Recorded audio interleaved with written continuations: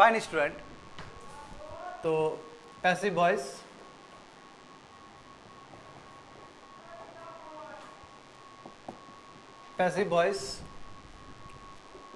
Class number 5 और ये last class होगा पैसिव वॉइस का। तो देखो पिछले क्लास में क्या किए थे, क्लास 4 में passive voice for interrogative structures, passive voice for interrogative sentences, वो स्ट्रक्चर का मतलब सेंटेंस ही होता है। तो इस क्लास में जो फर्स्ट टॉपिक जो हम लोग लेने वाले हैं that is passive voice for imperative sentences और इंपेरेटिव स्ट्रक्चर।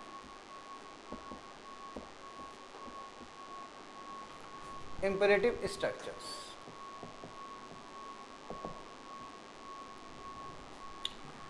अच्छा तो लोग जानते हो इंपेरेटिव सेंटेंस का मतलब क्या होता है? What is the meaning of imperative sentence?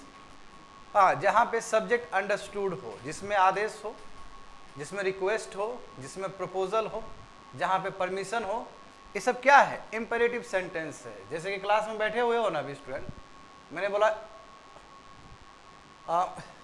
Shut your mouth, come here, तो मैं तुमको ही बोल रहा हूँ बिना यू लगाए हुए।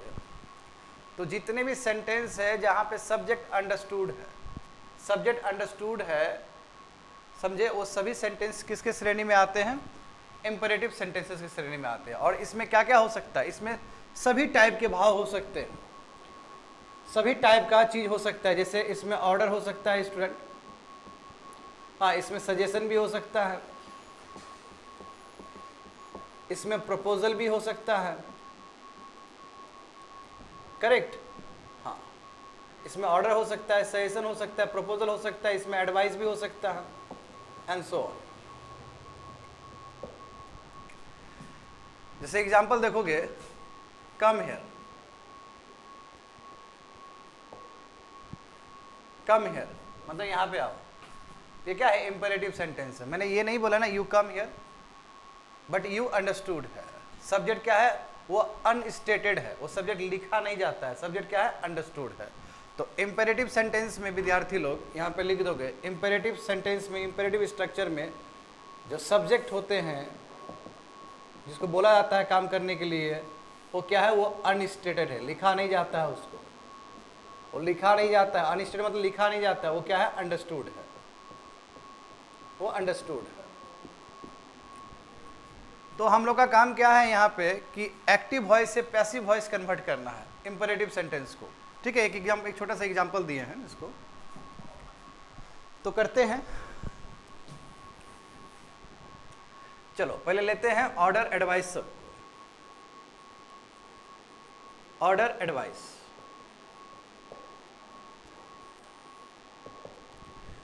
जैसे लेट से first example A, close the door, close the door. ठीक है, तो क्या है ये? लेट से ये ऑर्डर है, मैंने रिक्वेस्ट नहीं किया है, ये ऑर्डर है। लेट से इसमें रिक्वेस्ट भी हो सकता है, ठीक है, यहाँ पे रिक्वेस्ट भी लिख दो, सो ऑन है तो उसमें रिक्वेस्ट भी हो सकता है, इसलिए इसको और भी बढ़ा सकते हो। क्लोज द डोर, लेट से ये मेरा जो भाव है बोलने का, वो क्या है? ऑर्डर है। तो कैसे लिखोगे? और ये भी कौन से फॉर्म में है? ये अभी एक्टिव वॉइस में है। किसमें है? Active voice. एक्टिव वॉइस का मतलब क्या है? जहां पे सब्जेक्ट कोई कार्य कर रहा हो और उसका असर ऑब्जेक्ट पे पड़ रहा हो। हम जानते हैं कि इसमें सब्जेक्ट छुपा हुआ है, इसमें सब्जेक्ट दिखता नहीं है। देखो तो इसमें सब्जेक्ट दिख नहीं रहा है, वो अनस्टेटेड है। क्या है? वो अंडरस्टूड है। तो पहले तो तुमको चिन्हित करना पड़ेगा कौन सा क्या है। ये क्या है? क्लोज बताओ स्टूडेंट, B1 है, करेक्ट। और द डोर क्या है बताओ? द डोर क्या है? ऑब्जेक्ट है। और यू क्या है? अंडरस्टूड है। यू क्या है? अंडरस्टूड है। अब इसको चेंज करना है तुमको। तो हम जानते हैं कि पैसिव वॉइस में क्या करते हैं? ऑब्जेक्ट को सब्जेक्ट बनाते हैं, सब्जेक्ट को ऑब्जेक्ट बनाते हैं। ठीक है, तो हमारे अब देखो यहाँ पे एक बहुत ही इंपॉर्टेंट वर्ड का रोल है, डेट इज लेट। यहाँ पे लेट का इस्तेमाल बहुत ही इंपॉर्टेंट है, समझना, जानना और उसको लिखना। लेट एक ऐसा चीज है कि लेट जो एक्चुअल में इंपेरेटिव स्ट्रक्चर के लिए ही यूज होता है। लेट का जो इस्तेमाल है वो इंपेरेटिव स्ट्रक्चर के लिए बहुत ज़्यादा होता है। तो पहले इसको थोड़ा समझ लेते हैं, उसके बाद इस पे हेल्प कर, इस पे बनाएंगे इसको। लेट देखो, लेट जैसे एग्जांपल देखो, लेट अस ऑर्गेनाइज ए पार्टी। मैंने इसको अभी थोड़ी देर रख दिया है। इसको करने के लिए इसको समझना बहुत जरूरी है, समझ रहे हो? इसको मैंने अभी पेंडिंग में रख दिया है, बट उससे पहले हम लोग लेट समझते, ताकि लेट समझ जाएंगे तो फिर इसको भी यहाँ पे यूज कर पाएंगे। समझ गए ना? तो ये है क्या है, लेट अस ऑर्गेनाइज ए पार्टी। देखो लेट जो शब्द है, लेट शब्द, लेट क्या है, वर्ब है।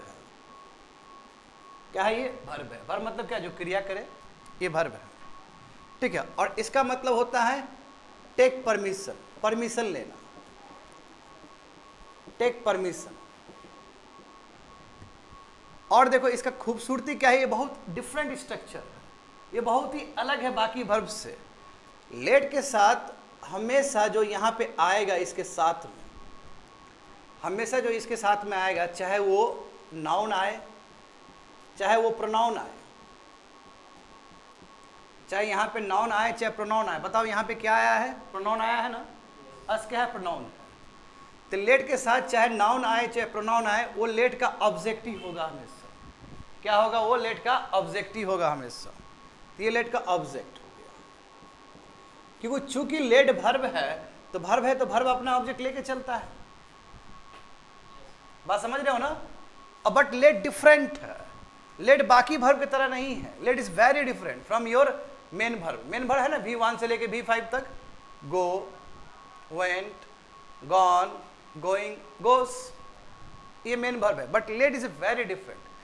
लेट हमेशा ऑब्जेक्ट को लेके चलेगा अपने पास में। लेट के साथ हमेशा ऑब्जेक्ट अटैच होना चाहिए। वो ऑब्जेक्ट नाउन भी हो सकता है और वो ऑब्जेक्ट प्रोनाउन भी हो सकता है। आया समझ में? देखो यहाँ पे क्या है, ऑब्जेक्ट क्या है? प्रोनाउन है, ठीक है।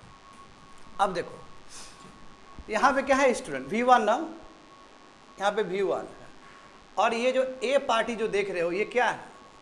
ये ऑब्जेक्ट है। ये क्या है? ऑब्जेक्ट है, ठीक है, ये ऑब्जेक्ट है। अब देखो यहाँ पे देखना तुम लोग, एक्टिव वॉइस में यदि कोई लेट से सेंटेंस स्टार्ट हो रहा हो, एक्टिव वॉइस में कोई लेट से सेंटेंस स्टार्ट हो रहा हो, तो उसका स्ट्रक्चर, नॉर्मली जो स्ट्रक्चर होता है लेट प्लस ऑब्जेक्ट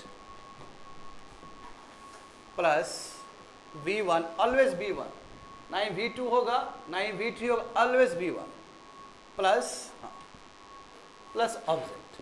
यहाँ पे भी ऑब्जेक्ट, इसको ऑब्जेक्ट 1 मान लोगे और इसको ऑब्जेक्ट 2 मान लोगे, एंड प्लस अदर आइटम्स, और भी कुछ हो सकता है यदि जरूरत है तो। Other items can be also be written there, ठीक है। ये हो गया तुम्हारा एक्टिव वॉइस। ये एक्टिव वॉइस का स्ट्रक्चर हो गया। क्या हो गया? Let plus subject 1 plus verb V1 plus object 2 plus other item. Other item मतलब कुछ भी यहाँ पे प्रीपोजिशनल फ्रेज हो सकता है यदि वैसा जरूरत है तो। अब जब इसको एक्टिव वॉइस में कन्वर्ट करोगे, विद्यार्थी लोग बढ़िया सुनना, जब इसको एक्टिव वॉइस में कन्वर्ट करोगे, जब इसको पैसिव वॉइस में कन्वर्ट करोगे, तो तुम्हें पता होना चाहिए। अच्छा, जब हम पैसिव वॉइस में कन्वर्ट करते हैं तो सबसे पहले हम देखते हैं कि सब्जेक्ट कौन सा है, कौन सा ऑब्जेक्ट है, तो हमें यहाँ पहचानना होगा। अब देखो ये जो ऑब्जेक्ट 1 जो लिखा गया है, बहुत ही सरल है लिखना ऑब्जेक्ट 1, बट इसके अंदर ही गहराई छुपा हुआ है, और ये सबसे बड़ा कंफ्यूजिंग का जड़ है। ये मतलब कंफ्यूजन होने का चांस यहाँ पे रहता है। देखो लेट के साथ जो नियम है, लेट के साथ हमेशा ऑब्जेक्ट ही आएगा, करेक्ट। जैसे कि यहाँ पे कहा मैंने कि लेट के साथ हमेशा ऑब्जेक्ट आएगा, चाहे वो नाउन आए चाहे प्रोनाउन आए। सही बात है ना?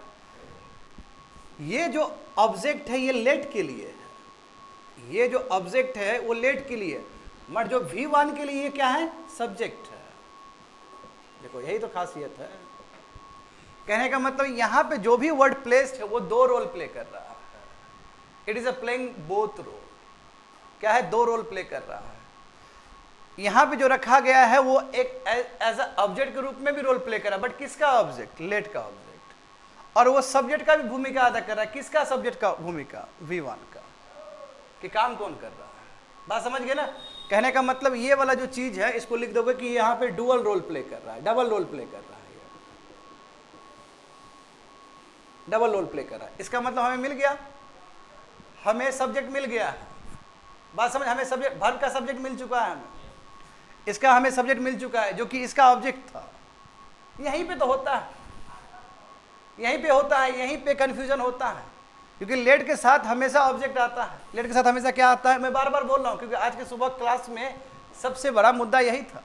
आज सुबह भी यही क्लास लिए थे हम, तो बच्चे लोग यहीं पे थोड़ा सा सवाल पूछ रहे थे हमसे। तो लेट के साथ हमेशा ऑब्जेक्ट रहेगा, बट सवाल है कि ये ऑब्जेक्ट ऑब्जेक्ट तक ही सीमित नहीं है। लेट इसका भी ऑब्जेक्ट है, साथ साथ वर्ब का भी क्या है? सब्जेक्ट है।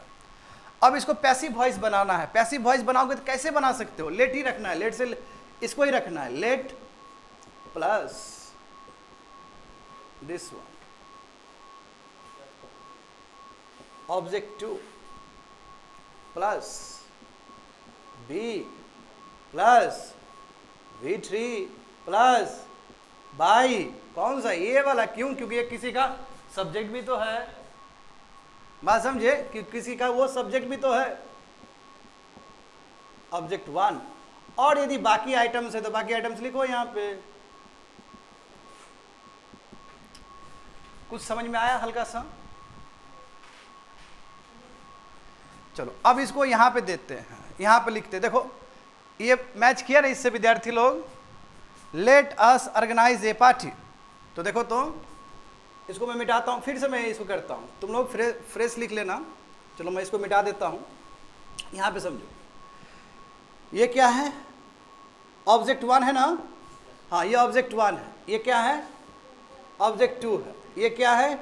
V1 है। बट हम जानते हैं कि ऑब्जेक्ट 1 भी है और साथ साथ ये किसी का सब्जेक्ट भी है। ठीक है, सब्जेक्ट किसका है? इसका सब्जेक्ट है।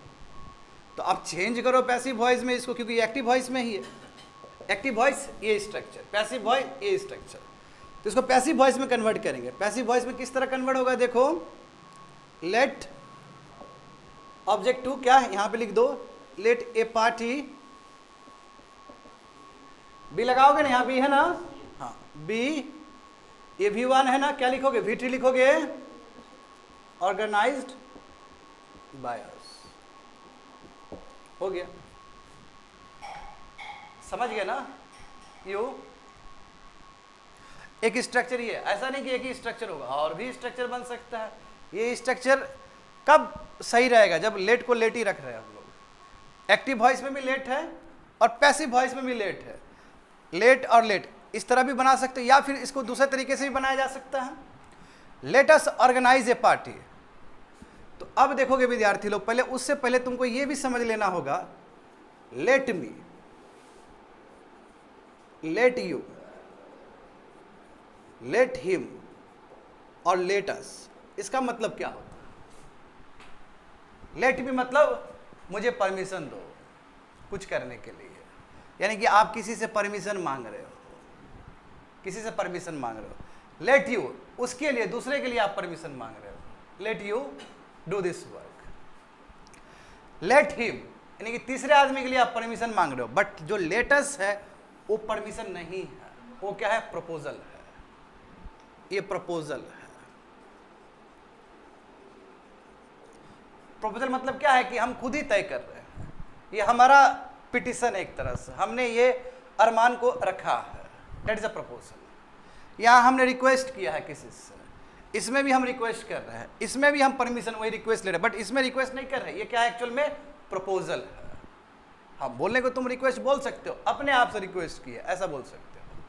ये दूसरे से आप रिक्वेस्ट नहीं कर रहे हो, अपने आप से। यानी कोई आदमी अपने आप से रिक्वेस्ट करे तो वो रिक्वेस्ट नहीं, उसको प्रपोजल कहा जाता है। समझ गए ना? अब देखो ये क्यों बताने की क्या जरूरत है? ये बताने के लिए इसलिए जरूरत है क्योंकि यहां पे आया है लेटस। तो एक तो इस तरह भी पैसिव वॉइस बन सकता है। दूसरा पैसिव वॉइस बनाने का तरीका क्या है कि जब प्रपोजल हो कोई चीज तो उसके बीच में जो मॉडल आएगा वो शुड आएगा। समझे? ये शुड आएगा।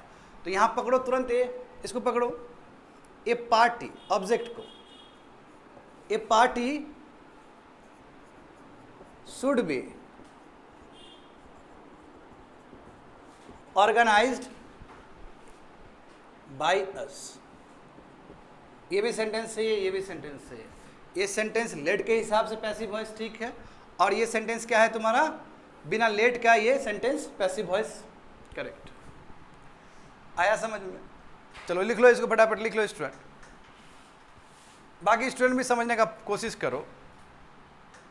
हम मानते हैं कि थोड़ा सा ये पेचीदा है, बाकी जितना भी बताए हैं उससे थोड़ा सा डिफरेंट है ये।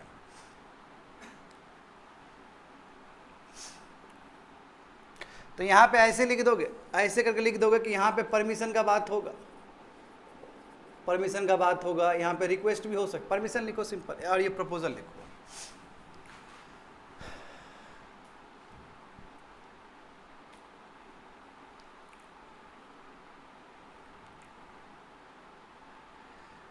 तो देखो अभी इसको यूज नहीं किए हैं, अभी पहले इसको बताया, आप देखो अब इस पे काम करेंगे।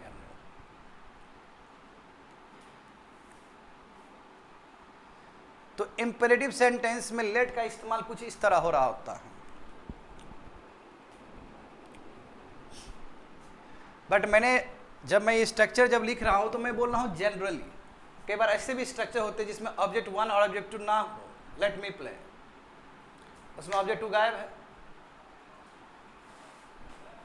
फिर उसका तरीका अलग होगा। मिटा देना।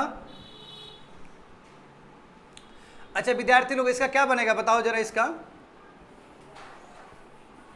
क्या बनेगा? इसका दोनों तरीके से बन सकता है। हाँ, जैसे कि मैंने कहा है कि इंपेरेटिव सेंटेंस में सबसे बेस्ट जो तरीका होता है लेट का इस्तेमाल करना होता है, तो इसको आप लेट से भी बना सकते हो। हाँ, let the door be closed. एक पैसिव वॉइस ये भी बन सकता है, देखो लेट इस्तेमाल कर दिए, द डोर यहाँ पे ऑब्जेक्ट लगा दिए और यहाँ पे बी लगा दिए, और जो V1 था इसको क्या कर दिए, V3 कर दिए। समझ गए? Let the door be closed. हाँ, एक सेंटेंस ये भी सही है पैसिव वॉइस। दूसरा क्या बना सकते हैं, the door should be closed. ये भी सही है, जैसे यहां पे किए हैं, देखो बोथ आर करेक्ट। हाँ, और यदि तुम किसी को सजेस्ट कर रहे हो, तुम किसी को रिक्वेस्ट कर रहे हो, समझे ना, यदि तुम किसी को रिक्वेस्ट कर रहे हो, सजेस्ट कर रहे हो या फिर ऑर्डर कर रहे हो, तो उस समय भी दूसरा सेंटेंस बनाया जा सकता है। लेट से ये ऑर्डर है, तुमने ये ऑर्डर किया कि क्लोज द डोर, तो यहां पे क्या हो सकता है बताओ तो? हाँ, यू आर, बिल्कुल, यू आर ऑर्डर टू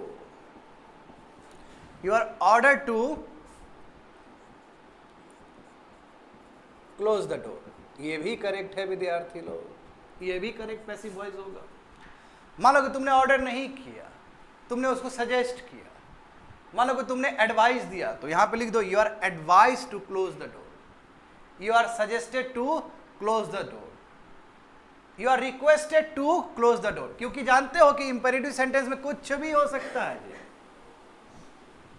तो डिपेंडिंग ऑन दैट इमोशन कि आपका कमांड कैसा है, आपका कमांड क्या सजेशन वाला कमांड है, क्या प्रपोजल वाला चीज है, क्या एडवाइस है, क्या रिक्वेस्ट, उस हिसाब से यहाँ पे वर्ड इंटरचेंज करके भी लिख सकते हो, और ये भी सही पैसिव वॉइस माना जाएगा।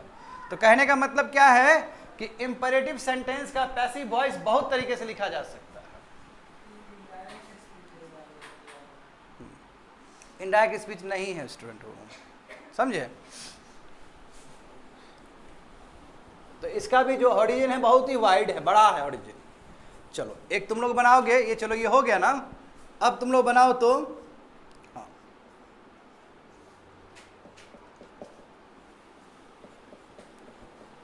चलो सुबह भी आज यही दिए थे स्टेटमेंट, बताओ तो इसका करो तो, डोंट इंसल्ट द पोर। क्या बनेगा इसका?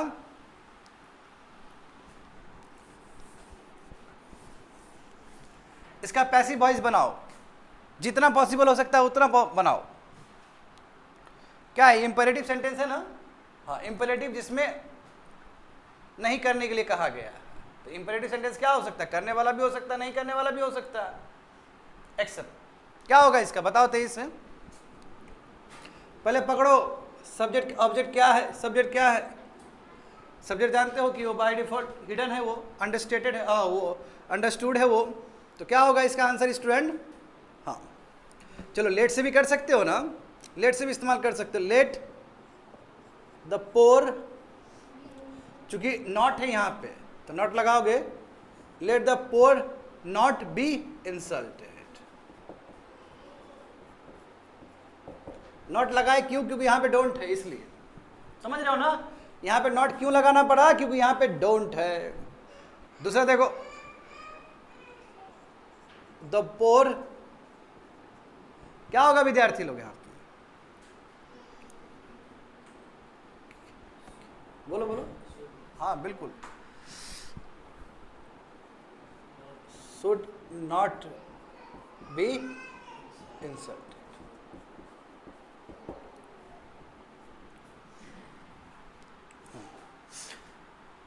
And you are ordered not to insult the poor, या you are forbidden, है ना, ये भी हो सकता है।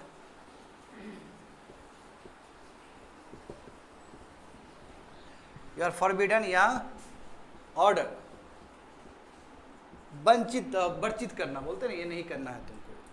You are forbidden या order not to insult the poor। तो देखो स्टूडेंट इतने टाइप के हो सकते हैं इसमें वेरिएशंस। हाँ यू आर फॉरबिडन, हाँ हाँ नॉट लगाने की जरूरत नहीं, बिल्कुल ऑर्डर तक ठीक है, सही सही बात। फॉरबिडन का मतलब ही रोकना होता है, यू आर फॉरबिडन हाँ टू इंसल्ट द पोर। हाँ हाँ इसमें भी टी नहीं लगेगा, देखो इसमें भी टी नहीं लगेगा, इसमें देखो यहाँ पहले लगा दिए हम लोग, देख रहे हो ना, ये पहले लग चुका है, ये पहले लग चुका है।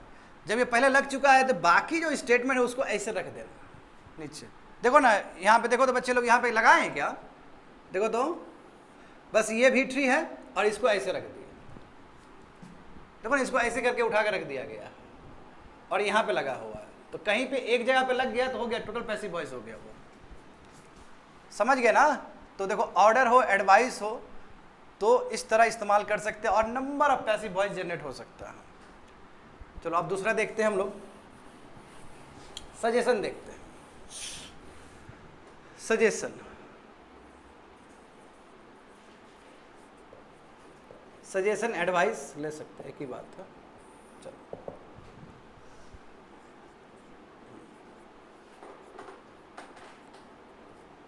It mills eight regular times, it mills eight regular times. पहले पकड़ो ऑब्जेक्ट क्या है, सब्जेक्ट क्या है, देखो वर्ब है ना ये V1, हाँ इंपेरेटिव सेंटेंस में जो वर्ब यूज होगा वो V1 ही होगा हमेशा, समझ गए ना, हमेशा V1 ही आएगा। अच्छा V1 आएगा जाहिर सी बात है वो फ्यूचर को रिफर कर रहा है। हाँ व्यू है तुम्हारा, देखो V1 ये क्या है, ऑब्जेक्ट है ना, ये ऑब्जेक्ट है, ये बाकी क्या है तुम्हारा ये तुम्हारा क्या है, ये हाँ प्रीपोजिशन। तो क्या लिखोगे विद्यार्थी लोग, मिल्स, चूंकि ये सजेशन है एडवाइस है, meals should be, meals should be eaten at regular times. इसको टच नहीं करना, इसको एज इट इज रख देना, इसको बदलना है, ऑब्जेक्ट को बदलना है, ऑब्जेक्ट को सब्जेक्ट बनाना है और V1 को V3 बनाना है विथ अप्रोप्रिएट मॉडल्स। और सूट का मतलब है कि कहीं ना कहीं ये क्या है, सजेशन एडवाइस। देखो यहाँ पे भी था ना, ये भी एडवाइस दे रहे थे ना, सूट लगाए थे। तो सूट और यदि स्ट्रॉन्ग एडवाइस देना चाहते हो तो you can use other models also, must भी लगा सकते हो, समझ गए। हाँ तो चलो सजेशन के लिए हो गया। अच्छा अब देखो क्या बचा हुआ है, देखो मिल्स हो गया। अब देखते हैं हम लोग रिक्वेस्ट।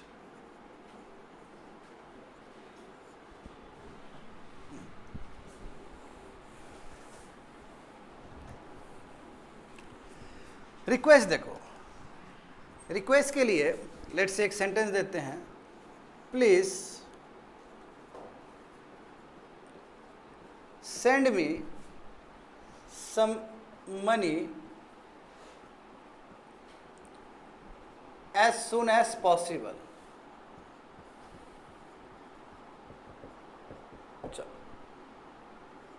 अच्छा, तुम लोग कैसे पता चला कि ये रिक्वेस्ट है? इससे नहीं, पुलिस से पता चलता ना कि ये रिक्वेस्ट है, रिक्वेस्ट किया जा रहा है। हाँ, यहाँ नहीं पता चलेगा क्योंकि वहाँ भाव छुपा हुआ है। जैसे क्लोज द डोर, अच्छा क्लोज द डोर तो प्यार से भी बोला जा सकता है ना, क्लोज द डोर। यदि मैंने प्लीज लगा दिया तो पक्का प्यार से ही बोला जा रहा है। क्लोज द डोर हो सकता है ऑर्डर करके भी तो बोला जा सकता है। क्लोज द डोर सजेशन करके भी तो बोला जा सकता है। बट जब बात आएगा रिक्वेस्ट का, तो उसमें यदि हम प्लीज वर्ड ऐड कर देंगे तो जाहिर सी बात है वो सेंटेंस क्या है, रिक्वेस्ट के ही फॉर्म में है। तो हमें यह समझना है कि कब जब भी कोई इंपेरेटिव सेंटेंस रिक्वेस्ट भाव से आए तो उस समय किस तरह का हम लोग पैसिव वॉइस बना सकते हैं। तो देखो बहुत बनाने का तरीका है। उससे पहले हमें समझना होगा कि क्या यहाँ पे वर्ब है और कौन सा यहाँ पे ऑब्जेक्ट यूज हुआ है। तो बताओ वर्ब क्या है? सही, ऑलवेज V1। इंपेरेटिव सेंटेंस में हमेशा क्या होगा, वर्ब V1 आएगा। यहाँ ऑब्जेक्ट बताओ, एक ऑब्जेक्ट ये भी है और एक ऑब्जेक्ट ये भी है। बताए थे ना कोई ट्रांजिटिव वर्ब का, ट्रांजिटिव वर्ब मतलब जो वर्ब अपने अंदर ऑब्जेक्ट रखता, एक से अधिक भी रख सकता है ना। तो ये कौन सा ऑब्जेक्ट हुआ? डायरेक्ट ऑब्जेक्ट हुआ स्टूडेंट। और ये कौन सा ऑब्जेक्ट हुआ? इनडायरेक्ट ऑब्जेक्ट हुआ। तो कहने का मतलब यहाँ पे भी बहुत पॉसिबिलिटी है बनने का। अच्छा, क्लास नंबर 3 याद करो विद्यार्थी लोग। Class number 3 more about passive voice में इसका चर्चा किए थे हम लोग। तो कैसे बनाओगे इसको? हाँ, इसको बनाने के लिए जरूरी है पहले कि ये जो पहला जो वर्ड है प्लीज, इसको हमें कहीं ना कहीं बीच में डालना होगा, पैसिव वॉइस में मिडल में डालना होगा। तो प्लीज को मिडल में तुम काइंडली, ज़्यादा काइंडली वर्ड प्रीफर किया जाता है, प्लीज भी वर्ड प्रीफर कर सकते हो depending on the structure of the sentence. तो काइंडली वर्ड यहाँ पे ऐड किए जाते हैं और उससे पहले कुछ और वर्ड ऐड किया जाएगा और इसके बाद भी कुछ ऐड किया जाएगा मॉडल्स। तो यहाँ पे देखते हैं पहले, देखो। हाँ, तो लेट्स से हम लोग क्या करते हैं, इस ऑब्जेक्ट को सब्जेक्ट बनाते हैं और इसको रिटेन्ड ऑब्जेक्ट मान के चलते हैं। रिटेन यानी कि उसको वैसे ही रख देते हैं। तो सम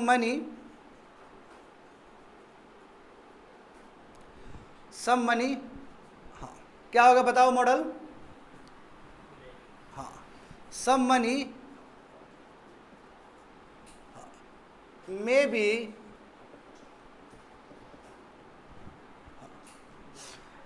हाँ sorry may kindly be send to us as soon as possible।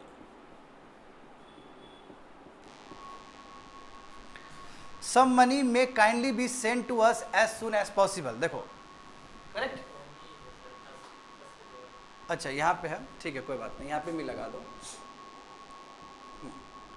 Some money may kindly be sent to me as soon as possible। देखो मी को एज इट इज रख दिए यहाँ। हाँ, आइए बताने के लिए कि पैसा किसको देना है, डायरेक्शन तय करने के लिए हमने क्या यूज़ किया, टू को यूज़ किया।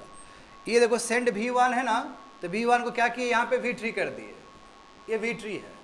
और चूंकि हम जानते हैं कि ये जो इंपेरेटिव सेंटेंस है इसमें क्या है, रिक्वेस्ट छुपा हुआ, प्लीज़ छुपा हुआ। तो प्लीज़ को क्या कर दिया, यहाँ पे काइंडली कर दिया। क्या कर दिया, काइंडली कर दिया। और अप्रोप्रिएट मॉडल का मतलब क्या है कि देखो मे लगाए, मे कब लगाते हैं, जब रिक्वेस्ट किया जाता है। और ये बी क्यों लगाए हैं? अच्छा बच्चे लोग बी क्यों लगाए हैं? क्योंकि जो भी चीज़ है फ्यूचर का बात है ना।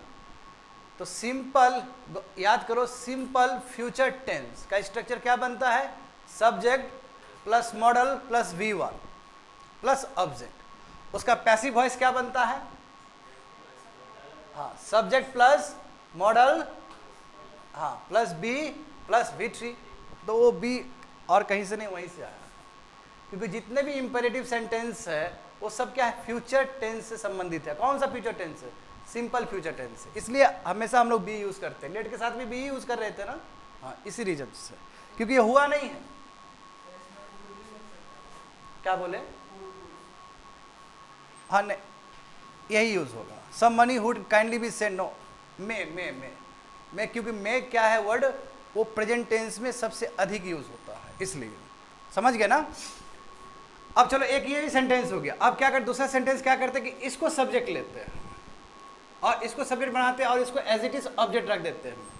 तो क्या होगा बताओ, I may kindly, I may kindly be send some money as soon as possible. ये भी सेंटेंस सही है। इसमें क्या किया हम लोगों ने, क्योंकि दो ऑब्जेक्ट है, दो ऑब्जेक्ट है तो एक ऑब्जेक्ट को सब फर्स्ट में क्या किए, यहाँ पे सब्जेक्ट बना दिए।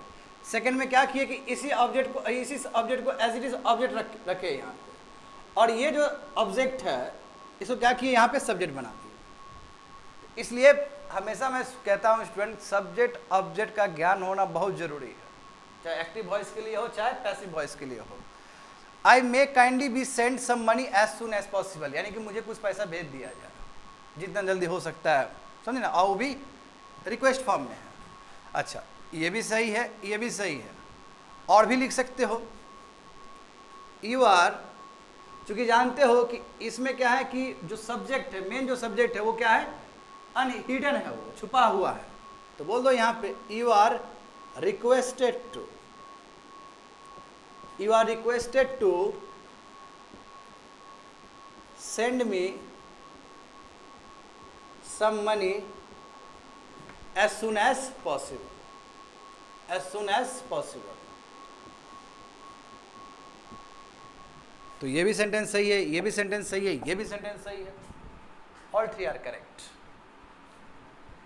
देख रहे हो, एक पैसिव वॉइस नहीं बन रहा है बच्चे लोग, वो बन रहा है पैसिव वॉइस। दिमाग लगाओ तो और भी बन सकता है। तो इंपेरेटिव सेंटेंस में जो पैसिव वॉइस है उसका बहुत वेरिएशंस है और बहुत तरीके से बनाया जा सकता है, समझ गए। चलो ये हो गया ना, देख रहे हो ना, रिक्वेस्ट, ये रिक्वेस्ट का हम लोग कर लिए। चलो इसको लिख लो अच्छे से।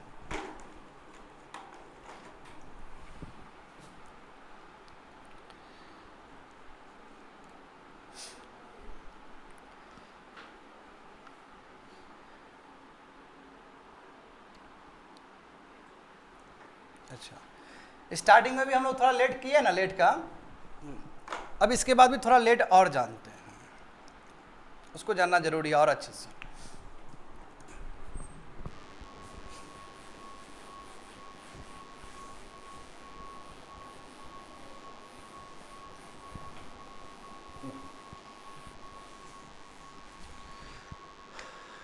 देखो लेट का जो इस्तेमाल है वो एक्टिव वॉइस में भी हो सकता है और पैसिव वॉइस में भी हो सकता है, दोनों में ही हो सकता है, ठीक है। तो देखो यहाँ पे, हाँ, लेट मी प्ले क्रिकेट, चलो let me play cricket. Structure याद करो एक्टिव वॉइस का, ये लेट है, ये ऑब्जेक्ट 1 है, यानी कि इसका सब्जेक्ट है, ये वर्ब है, और ये ऑब्जेक्ट 2 है। याद आया ना। इसका पैसिव वॉइस क्या बनेगा, लेट क्रिकेट, बताओ क्या होना चाहिए यहाँ पे, be played by me, let cricket be played by me, ये भी हो सकता है। या फिर देखो और भी बना सकते हो, हाँ। अब जैसे देखो दूसरा लिखते हैं, लेट हिम, हाँ, let him do this work, चलो let him do this work, same let इसका ऑब्जेक्ट और यही ऑब्जेक्ट इसका सब्जेक्ट और ये तुम्हारा ऑब्जेक्ट 2। तो क्या लिखोगे student, let this work be done by him, ठीक है ना। आ रहा है समझ में ये चीज, सेम चीज जो यहाँ पे की है और कुछ नहीं हुआ। हाँ, इसको ऐसे भी लिख सकते हो, कैसे लिख सकते हो, देखो दिस वर्क शुड बी, जो पहले बता चुके हैं, should be done by him, ये भी बन सकता है पैसिव वॉइस।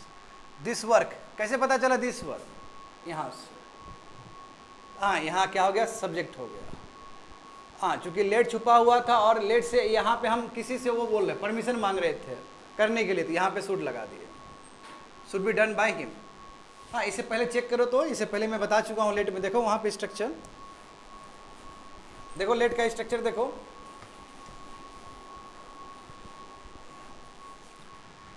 तो देखो लेट के साथ आएगा तो ये स्ट्रक्चर होगा। यदि लेट को हटाओगे तो यहाँ पे जो ऑब्जेक्ट है, कह सकते हो कि O2, इसको यहाँ पे डालो और अप्रोप्रिएट मॉडल का यूज़ करो, और ये जो यहाँ पे जो इसके साथ जो ऑब्जेक्ट है यहाँ पे लगा दो, क्योंकि इसके साथ जो ऑब्जेक्ट है वो कुछ नहीं, ये मेन वर्ब का वो क्या है, सब्जेक्ट है। पुट इट लाइक दिस, समझ गए? चलो हाँ, अब देखो ये तो बनेगा, बढ़िया से बनेगा, कोई दिक्कत नहीं, क्योंकि यहाँ पे ऑब्जेक्ट 1 भी है, ऑब्जेक्ट 2 भी है। ऑब्जेक्ट 1 का मतलब क्या है कि वो लेट का ऑब्जेक्ट भी है, और वर्ब का क्या है, वो ऑब्जेक्ट सब्जेक्ट भी है। परेशानी तब आता है स्टूडेंट जब इस तरह का सेंटेंस, लेट मी प्ले।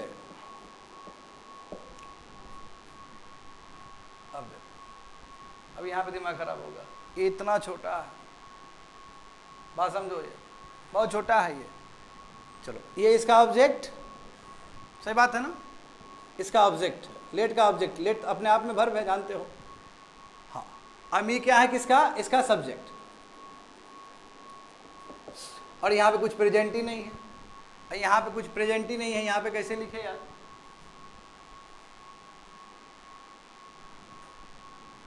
थोड़ा समझ में आ रहा है क्या बोलना चाह रहे हैं? अभी तक तो कितना मस्ती से हम लोग लिख दे रहे थे, यहाँ पे था यहाँ चिपका दे रहे थे, हाँ इसको बी कर रहे थे, यहाँ पे भी ट्री कर रहे थे, ये जो था यहाँ पे चिपका दे रहे थे, बस स्ट्रक्चर चेंज कर रहे थे। भाई यहाँ पे क्या हुआ कि इसके बाद कुछ आया ही नहीं, अब करे तो करे क्या, समस्या है। तो इसको देखो, इसको बनाने का बहुत तरीका है।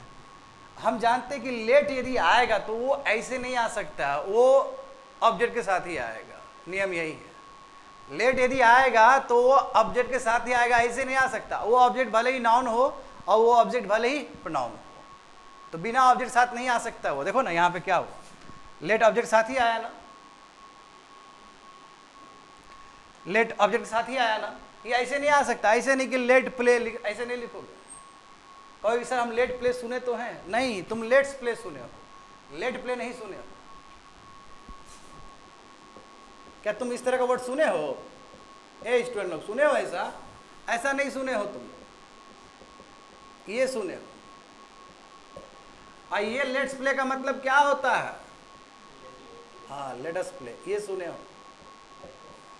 Let us play. Let's play का मतलब होता है लेट अस प्ले। हाँ जी, एपोस्ट्रोफी आया है शॉर्ट करने के लिए। जैसे आई विल को क्या लिखते हैं हम लोग?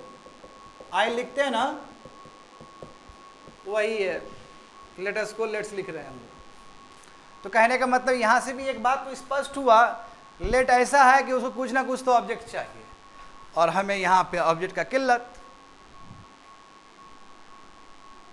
है। तो ऐसे केस में हम लगाए क्या? तो हमारे पास दो तरीका है। ये नॉर्मल स्ट्रक्चर के साथ मैच नहीं करेगा। जैसे नॉर्मल स्ट्रक्चर में क्या था, लेट था, फिर याद करो नॉर्मल स्ट्रक्चर जो शुरू में बताए थे, late plus object 1 plus V1 plus object 2 और कुछ और भी आइटम्स हो सकते हैं, सही बात है ना। बट यहाँ पे ऐसा नहीं है। तो इस केस में देखो तरीका, इस केस में तुमको मी को मी ही रखना पड़ेगा। Let me be played, let me be played, मुझे खेलने दो, ये भी सेंटेंस सही है। लेट मी बी प्लेड, इसका पैसिव वॉइस। या फिर इसको ऐसे करके भी लिख सकते हो, चूंकि तुम रिक्वेस्ट कर रहे हो किसी से। लेट मी का मतलब क्या है बताए थे ना, रिक्वेस्ट करना, परमिशन लेना, किसी से परमिशन ले रहे हो। तो उस सेंस में इसको लेट्स को हटा के और भी लिख सकते हो, ऐसे इस तरह लिख सकते हो, I may be allowed to play. ये भी सही है, ये भी सही है। I may be allowed to play, मुझे मतलब हाँ मिलना चाहिए, मौका मिलना चाहिए खेलने के लिए, समझ रहे हो क्यों? अब देखो, अच्छा मौका क्यों मिलना चाहिए वो मतलब नहीं है, मेन चीज़ ये है कि देखो कैसे यहाँ पे आया ही नहीं। यहाँ पे यदि ऑब्जेक्ट आता, O2 आता तो बढ़िया से सजा सकते थे इसमें, बट चूंकि यहाँ पे ऑब्जेक्ट का किल्लत है, इसलिए इसको दूसरे तरीके से बनाया जाएगा। हालांकि और भी तरीका हो सकता है। तो एक ही मेरा मैसेज है इम्पेरेटिव सेंटेंस से कि इम्पेरेटिव सेंटेंस में पैसिव वॉइस का पॉसिबिलिटी बहुत ज़्यादा है, समझे। और बच्चे लोग लेट का मैंने इसलिए भी फोकस किया है ज़्यादा, एक तो रीज़न है कि क्लास में स्टूडेंट ने क्वेश्चन पूछा ही हमसे, ठीक है, इसलिए आज सुबह भी पूछा और पहले भी पूछा था क्लासेस के दौरान, तो मैंने अपना कोशिश किया है अधिक से अधिक बताने का। दूसरी बात यह है कि कॉम्पिटिटिव एग्जाम में लेट से संबंधित क्वेश्चन पूछता है अच्छे से। कॉम्पिटिटिव एग्जाम जानते हो ना, एसएससी टाइप का एग्जाम सब जो है, सीजीएल टाइप का, बैंक पीओ टाइप का जो एग्जाम है उसे पूछता है। तो उसमें यदि तुमको बहुत ज़्यादा वेरिएशन तुमको पता है तो ज़्यादा अच्छे से लिख पाओगे, समझ गए ना।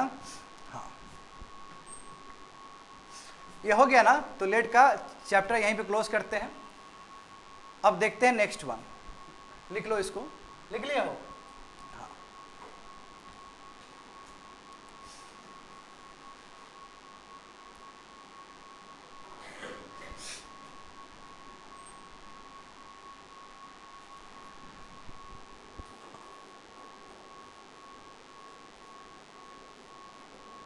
देखो विद्यार्थी लोग, लेट भले ही वर्ब है ना, मैं कभी भी ये पैसिव वॉइस में बी लेट कभी नहीं हो सकता, क्योंकि it is a very different verb. यानी कि पैसिव वॉइस में आप कभी भी बी लेट नहीं लिख सकते हो। आप बाकी का तो लिख ही रहे हो, V3 plus be plus V3 लिख रहे हो ना, आप लेट को बी लेट करके नहीं लिख सकते हो पैसिव वॉइस में, क्योंकि लेट का अपना ही स्ट्रक्चर है। लेट हमेशा ऑब्जेक्ट के साथ आएगा और उसके बाद जो रहेगा वर्ब हमेशा V1 रहेगा, वही बेर इन्फिनेटिव।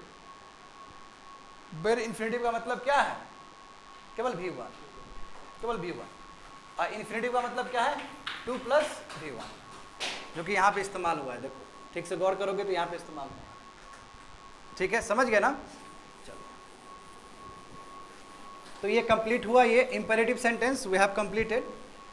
अब देखो, अब जो हम लोग यहाँ पे करने जा रहे हैं, बहुत ही इंपॉर्टेंट टॉपिक लेने जा रहे हैं,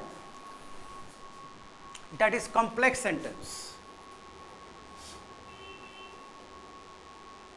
कॉम्प्लेक्स सेंटेंस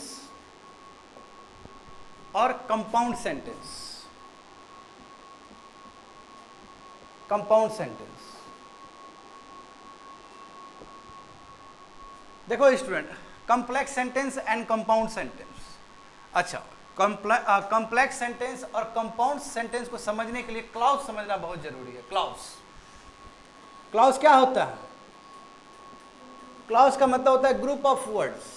क्या है? ग्रुप ऑफ वर्ड्स है, जिसमें सब्जेक्ट भी है और जिसमें वर्ब भी है, उसको क्या कहते हैं? क्लॉज कहते हैं। जैसे देखो, I am a teacher, I am a teacher, चलो एक सेंटेंस ये हो गया। और मैं लिखता हूं although I am a teacher, ठीक है, और फुल स्टॉप नहीं दिया, ऐसे छोड़ दिया। I am a teacher although I am a teacher. देखो यहां बताओ सब्जेक्ट क्या है इसमें? आई। वर्ब क्या है इसमें? Am, correct. और ये क्या है बताओ तो? ए टीचर क्या है? सब्जेक्ट कंप्लीमेंट है, क्योंकि सब्जेक्ट को पूरा कर रहा है, समझे। तो इसका मतलब क्या है? ये पक्का क्लॉज बन गया ना। कितना वर्ड है? देखो 1 2 3 4, 4 वर्ड है, और इसमें सब्जेक्ट भी है, वर्ब भी है, तो इसका मतलब ये क्लॉज बन गया ना, बन गया ये। अब इसमें भी देखो कितने वर्ड है? 1 वर्ड है, 2 वर्ड है, 3 वर्ड है, 4 वर्ड है, 5 वर्ड है। इसमें भी सब्जेक्ट है और इसमें भी वर्ब है, ये भी क्लॉज बन गया। हाँ, ये भी क्लॉज बन गया। मैं अंदर समझाने की कोशिश कर रहा हूँ। देखो ये भी क्लॉज बन गया, ये भी क्लॉज बन गया। मैं ये जो क्लॉज बना वो कंप्लीट बना है। देखो तो फुल स्टॉप भी लग गया, और ये किसी पे निर्भर नहीं कर रहा है, ये किसी पे निर्भर नहीं कर रहा, बट ये जो क्लॉज है निर्भर कर रहा है। कैसे निर्भर कर रहा है? इस वर्ड के वजह से। यद्यपि हम टीचर हैं, इसका मतलब कुछ आगे बचा हुआ है, कुछ आगे बोलने वाले हैं हम, यानी किसी पे निर्भर कर रहा है वो। तो जो किसी पे निर्भर ना करे, जो क्लॉज किसी पे निर्भर ना करे, उस क्लॉज को क्या कहते हैं? Independent clause. और जो क्लॉज किसी पे निर्भर करे, किसी पे डिपेंड करे, उसको क्या बोलेंगे? Dependent clause. अब बहुत ही सरल है समझना डिपेंडेंट क्लॉज का। अरे एक वर्ड अटैच हो गया इसके साथ, सब्जेक्ट से पहले कुछ एक वर्ड अटैच हो गया, वो क्या हो गया? डिपेंडेंट हो गया। समझ गए ना। तो कंपाउंड सेंटेंस और कॉम्प्लेक्स सेंटेंस को समझने के लिए जरूरी है क्लॉज को समझना। क्लॉज क्या है? ग्रुप ऑफ वर्ड्स है जिसमें सब्जेक्ट है, वर्ब है, समझे ना? हाँ, तो कहने का मतलब देखो, एक इंडिपेंडेंट क्लॉज एक सेंटेंस बन सकता है, एक इंडिपेंडेंट क्लॉज का एक सेंटेंस बन सकता है। बताओ तो ये दोनों में सेंटेंस कौन सा सेंटेंस है? I am a teacher sentence है या although I am a teacher sentence सही है? ये सेंटेंस बनेगा, ये सेंटेंस नहीं बना, ये क्लॉज बना बट सेंटेंस नहीं बना। क्यों? क्योंकि क्लॉज कंप्लीट ही नहीं हुआ, क्योंकि यहाँ पे जो डाले हैं इसके लिए हमको और जस्टिफाई करने की जरूरत है, इसलिए देखो ना फुल स्टॉप नहीं लगाए हैं यहाँ। तो ये क्या है कि एक कंप्लीट, समझे ना, एक इंडिपेंडेंट क्लॉज और एक कंप्लीट क्लॉज है। एक कंप्लीट क्लॉज एक सेंटेंस को जन्म देता है, तो ये सेंटेंस बना, बट ये सेंटेंस अभी भी नहीं बना, क्योंकि सेंटेंस, बताओ सेंटेंस का परिभाषा क्या है? सेंटेंस का परिभाषा क्या है? Group of words that create a meaningful, that creates a meaning, that creates meaning, यानी कि ग्रुप ऑफ वर्ड जो कि मीनिंग क्रिएट करे और कंप्लीट मीनिंग क्रिएट करे। तो ये कंप्लीट मीनिंग क्रिएट नहीं कर रहा, क्यों? क्योंकि यहाँ पे अल्दो लगा हुआ है। आ रहा है समझ में ना? But it is a still clause, ये क्लॉज है। क्लॉज क्यों है? क्योंकि यहाँ पे सब्जेक्ट है और यहाँ पे वर्ब है, इसलिए। तो आया समझ में? इसको फटाफट लिखो, डिपेंडेंट क्लॉज और इंडिपेंडेंट क्लॉज, क्योंकि यही दोनों यहाँ पे काम आएगा।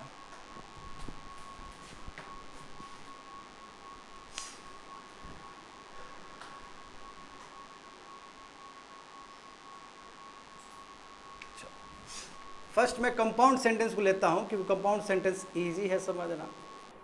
कंपाउंड सेंटेंस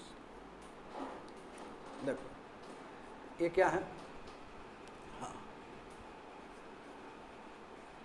कंबाइन टू और more independent clauses to form a sentence.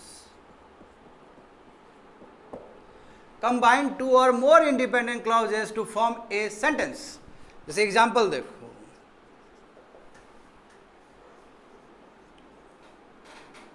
they caught the fish, full stop. They cooked the fish, full stop. Compound sentence का मतलब क्या है कि दो या दो से अधिक जो क्लॉजेस है वो कंबाइन होते हैं। कंबाइन किस सेंस में? किसके हेल्प से? कंजंक्शन के हेल्प से। कंजंक्शन जानते हो ना बच्चे लोग, जो ज्वाइन करे। कंजंक्शन का सिंपल तरीका याद करने का, फैन बॉयज याद कर लो। Fan boys, F stand for, A stand for and, है ना, N stand for nor, B stand for but, O stand for क्या होगा? और, very good. Y stand for yet and S stand for so. ये जो fan boys है, ये fan boys का कंजंक्शन है। कंजंक्शन का मतलब क्या है? जो दो फ्रेज को भी ज्वाइन कर सकता है, जो दो वर्ड को भी ज्वाइन कर सकता है, जो दो क्लॉज को भी ज्वाइन कर सकता है। ये जो करने का जो पावर है उसको क्या बोलते हैं? कंजंक्शन कहते हैं। जैसे Arun and Mohan are going to market, तो बताओ अरुण और मोहन कैसे ज्वाइन हुआ? एंड से ज्वाइन हुआ ना, तो एंड क्या हो गया? कंजंक्शन हो गया। तो यहाँ पे यही मैं बोल रहा हूँ कि दो या दो से अधिक इंडिपेंडेंट क्लॉज ज्वाइन हो जाएंगे और क्या बन जाएंगे? एक सेंटेंस बन जाएंगे। ऐसा सेंटेंस को क्या कहते हैं? कंपाउंड सेंटेंस कहते हैं। क्या कहते हैं? कंपाउंड सेंटेंस कहते हैं। अब देखो यहाँ पे तुम लोग, they caught the fish, second क्या है? They cook the fish. बताओ ये इंडिपेंडेंट क्लॉज है कि नहीं है? बताओ तो, है ना? ये इंडिपेंडेंट क्लॉज है। देखो ना, सब्जेक्ट है यहाँ पे, वर्ब है यहाँ पे, हो गया। ये यहाँ पे ऑब्जेक्ट आए नहीं आए उसको कोई लेना देना नहीं है। क्यों? क्योंकि क्लॉज का मतलब क्या होता है? सब्जेक्ट आना चाहिए, वर्ब आना चाहिए। आगे ना यहाँ पे सब्जेक्ट है और सब्जेक्ट काम कर रहा है, वर्ब हो गया, तो ये इंडिपेंडेंट क्लॉज हो गया। यहाँ पे भी देखो तो सब्जेक्ट आया है ना, यहाँ पे भी आया ना वर्ब, ये भी क्या हो गया? इंडिपेंडेंट क्लॉज हो गया, क्योंकि ये किसी पे निर्भर नहीं कर रहा है, ये भी सेंटेंस किसी पे निर्भर नहीं कर रहा है। दोनों ही इंडिपेंडेंट क्लॉज हुआ ना। मत देखो तो दोनों ही सेंटेंस एक दूसरे से मिलते जुलते हैं ना। They caught the fish, fish को उसने कॉट किया, मतलब कैच किया उसने, और क्या किया फिर? फिश को उसने बना लिया। तो इसको कंबाइन करते, इसको ज्वाइन करते हैं हम। तो ज्वाइन करोगे तो क्या होगा? They caught the fish, they caught the fish and cooked it. It का मतलब क्या? फिश। और बार बार दे क्यों लगाएंगे यहाँ पे? क्योंकि दे क्या है? कॉमन है, यहाँ पे भी है, यहाँ पे भी है। तो ये जो सेंटेंस ऑब्टेन्ड हुआ है, ये सेंटेंस जो बना है, ये सेंटेंस कुछ नहीं, इस सेंटेंस को क्या बोलते हैं? Complex sentence. क्या कहते हैं? Sorry, compound sentence.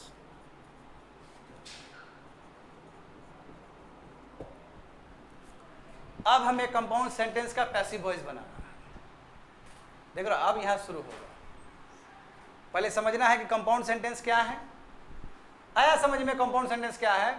दो इंडिपेंडेंट या दो से अधिक इंडिपेंडेंट क्लॉज को क्या कर रहे हैं? ज्वाइन करके एक सेंटेंस बना रहे हैं। किसके सहयोग से? किसके सहयोग से बनाया हमने? देखो तो, हाँ, एंड के सहयोग से। और जो चीज कॉमन था उसको उड़ा दिए। देखो तो, दे कॉमन था ना, उड़ा दिए, क्योंकि ये दे इसके लिए भी है, ये दे इसके लिए भी है। और देखो, चूंकि फिश पहले जिक्र हो चुका है, तो इट लगा देंगे तो मतलब वही है, फिश ही है, प्रोनाउन है। इट क्या है? प्रोनाउन है।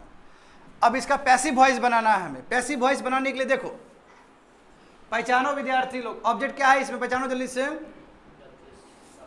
द फिश, वर्ब कॉट है ना, और सब्जेक्ट क्या है? दे। तो पहले ऑब्जेक्ट लाओ, द फिश। कौन से टेंस में लिखा गया है ये बताओ तो? सिंपल पास्ट टेंस, V2 है ना। तो फिर पैसिव वॉइस बनाओगे तो क्या हो जाएगा? वाज या वा प्लस V3। चूंकि फिश क्या है? सिंगुलर है। The fish was caught.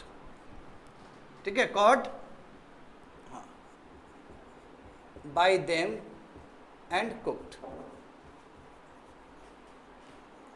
And cooked, COOKED, cooked. और यहाँ पे इट लिखने की जरूरत नहीं है, क्योंकि वो आ चुका है पहले, ये फिश आ चुका है। फिश को ही इट बोला जाएगा ना, तो अब उसको लिखने की जरूरत नहीं है। The fish was caught by them and cooked. हो गया ये। तो इसको केवल चेंज कर दिए और इसको एज इट इज रख दिए। इसलिए भी एज इट इज रख दिए कि ये भी वर्ब और ये भी वर्ब। तुम ऐसे भी लिख सकते हो, the fish was caught and cooked bye them, यहां पे भी लगा सकते हो। एक ही बात है,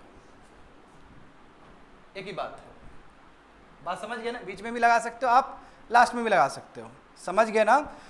तो ये जो कंपाउंड सेंटेंस है उसमें क्या करते हैं हम लोग? फर्स्ट का जो स्ट्रक्चर है, क्योंकि मोरल दोनों को ज्वाइन किए हैं तो कुछ तो कॉमन चीज होगा तभी तो ज्वाइन किए हैं। दोनों का टेंस सेम होगा तभी तो ज्वाइन किए हैं। दोनों का प्रॉपर्टी सेम होगा तभी तो ज्वाइन हुआ है। बात समझ गए ना? तो इसलिए ये जो वर्ब है उसको एज इट इज रख दो। देखो ना, ये वर्ब जो है, इस वर्ब के लिए भी ये जो ऑक्सिलरी वर्ब है उतना ही इक्विवेलेंट बैठता है जितना इसके लिए बैठ रहा है। कंपाउंड सेंटेंस में पैसिव वॉइस बनाते वक्त ये ध्यान रखना है। ठीक है, हो सकता है तुम लोग का जो एग्जाम में इस तरह का क्वेश्चन आए और उसमें दो दो वर्ब रहे। ये इस तरह, ये वाला they caught the fish and cooked it, दो हो गया ना वर्ब, ये वर्ब और ये वर्ब। तो उस समय विचलित नहीं होना। उस समय क्या सोचना है कि पक्का ये क्या है? Compound sentence. जब कंपाउंड सेंटेंस है तो पहले वर्ब पे काम कर लो जी, और ये वर्ब पे काम करोगे तो ऑटोमेटिकली उस वर्ब पे उसका इंपैक्ट पड़ेगा। समझ गए ना? चलो, तो yes, we have completed compound sentence.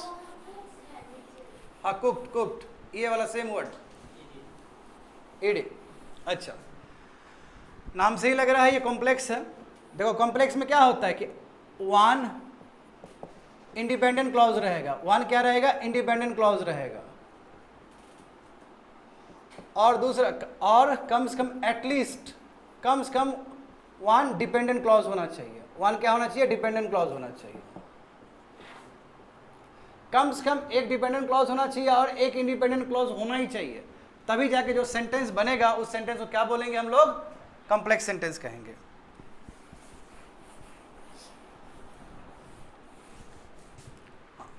तो देखते हैं स्टूडेंट, इसको बनाते हैं।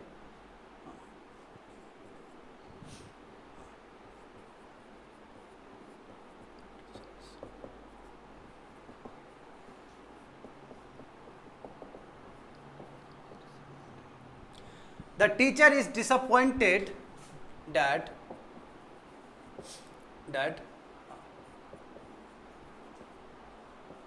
the students are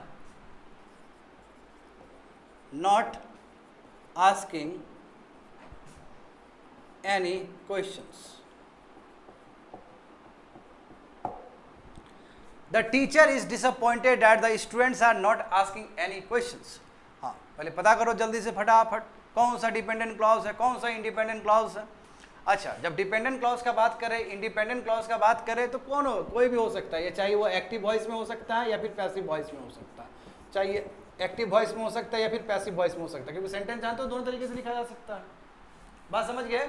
अच्छा, पहचानो जरा, यहां से लेके यहां तक बनाना एक क्लॉज बनाना। देखो क्लॉज में क्या है, ये क्या है, द टीचर सब्जेक्ट है, वर्ब यहाँ पे है, देखो भी क्या है, is plus V three, verb हो गया तो रिक्वायरमेंट कंप्लीट, एक क्लॉज बन चुका है ये।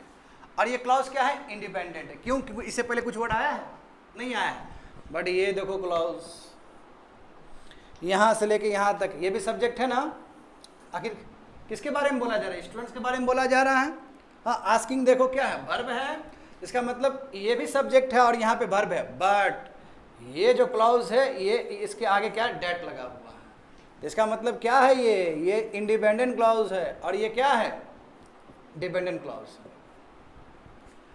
तो इंडिपेंडेंट क्लॉज हो गया, ये डिपेंडेंट क्लॉज हो गया, तो कहने का मतलब ये सेंटेंस क्या हो गया, कॉम्प्लेक्स सेंटेंस हो गया। अब इसमें हमें क्या करना है, पैसिव वॉइस बनाना है, इसका पैसिव वॉइस बनाना है। तो एक तो हम देख रहे हैं कि ये तो ऑलरेडी पैसिव वॉइस है, देखो ठीक से, ये ऑलरेडी पैसिव वॉइस है, तो किसका बनाएंगे, इसका बनाएंगे। ऐसा हो सकता है क्योंकि दो अलग क्लॉज आया है, दो अलग क्लॉज आया, हो सकता है इधर से एक्टिव वॉइस वाला क्लॉज आ जाए, इधर से पैसिव वॉइस वाला क्लॉज आ जाए, या फिर इधर का पैसिव आ जाए फिर इधर एक्टिव आ जाए, फिर इधर का एक्टिव आ जाए इधर पैसिव, कुछ भी, या फिर दोनों ही एक्टिव आ जाए, कुछ भी हो सकता है। तो इसमें क्या आया है, पैसिव वॉइस आया है और यहाँ पे एक्टिव वॉइस आया है। इसका मतलब हमारा जो ध्यान होना चाहिए कहाँ पे होना चाहिए, यहाँ पे होना चाहिए, क्योंकि आफ्टर ऑल हम क्या कर रहे हैं, पैसिव वॉइस बना रहे हैं टोटल का। तो पैसिव वॉइस, जो पहले से पैसिव वॉइस उसको एज इट इज रख दो। The teacher is disappointed, that को डैट ही रख दो। अब यहां पहचानो जल्दी से, ये सब्जेक्ट है, ये सब्जेक्ट है, ये क्या वर्ब है, नेगेटिव वर्ब, क्योंकि नॉट लगा है तो नेगेटिव वर्ब है। अब चलो क्या चीज में दिया गया, देखो तो प्रेजेंट कंटिन्यूअस टेंस में है नॉट वाला। जब प्रेजेंट कंटिन्यूअस टेंस में हो एक्टिव वॉइस, तो पैसिव वॉइस क्या बनेगा उसका, बोलो, is am are plus being plus वी3, यही होगा जी। हाँ, तो the teacher is disappointed that, हाँ, एनी क्वेश्चंस आर, क्योंकि जानते हो क्वेश्चंस प्लुरल है, any questions are not being asked by the students. हो गया, आया समझ में क्या किए हैं। ये देखो ऑब्जेक्ट, इस ऑब्जेक्ट को कुछ नहीं यहां पर रख दिया गया, हाँ, चूंकि ये ऑब्जेक्ट क्या प्लुरल है तो इसलिए आर रख दिया गया। और क्या है, कंटिन्यूअस दिखा रहा है ना, जब कंटिन्यूअस दिखाएगा तो पैसिव वॉइस में क्या होगा, बीइंग लगेगा, बीइंग प्लस वी3, और नॉट इसलिए लगा है क्योंकि पहले से नॉट है, इसलिए नॉट यहां पर लगा दिया। तुम लोग गधा लोग, क्लास करने के बाद भी तुम लोग को समझ में नहीं आ रहा है, क्या है, प्रेजेंट कंटिन्यूअस टेंस किया है, क्या बनेगा पैसिव वॉइस उसका, बताओ जरा। सॉरी, क्या करे, कभी कभी ज़्यादा फ्लो में ना आने से दिक्कत हो जाता है। देखो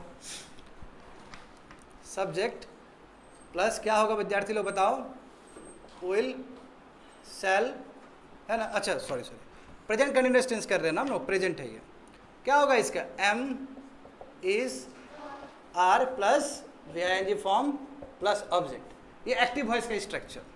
यहाँ पे देखोगे ये ऑब्जेक्ट यहाँ सब्जेक्ट बन जाएगा ना, और सब्जेक्ट ये ऑब्जेक्ट बन जाएगा, तो एस प्लस एम, सही है ना, इज आर प्लस यहाँ बीइंग हो जाएगा, और प्लस यहाँ पे क्या हो जाएगा, वी3 हो जाएगा, क्योंकि पैसिव वॉइस में हमेशा वी3 ही आता है, प्लस यहाँ पे ऑब्जेक्ट, और कुछ नहीं, यही तो किए हैं जी। आस्किंग है तो आस्क लिख दिए, समझ रहे हो ना। देखो यहाँ पे बीइंग आया ना, ये बीइंग कहीं से नहीं, हवा से नहीं आया है, ये स्ट्रक्चर से आया है, आया समझ में ना। हाँ, नॉट क्यों लाए, क्योंकि यहाँ पे नॉट पहले से ही था, इसलिए अच्छा, इस स्ट्रक्चर को दूसरे तरीके से भी लिखा जा सकता है, क्योंकि ये नॉट है और ये एनी है, दोनों कंबाइन कर दोगे तो नॉट हो जाएगा। देखो, the teacher is disappointed that no questions are being asked by the students। ये भी करेक्ट है, ये भी करेक्ट, लिख लो इसको भी। इसमें क्या किए हम लोग, एनी प्लस नॉट को जोड़ के यहाँ पे क्या लिख दिए हैं, नो लिख दिए। लिख लो इसको।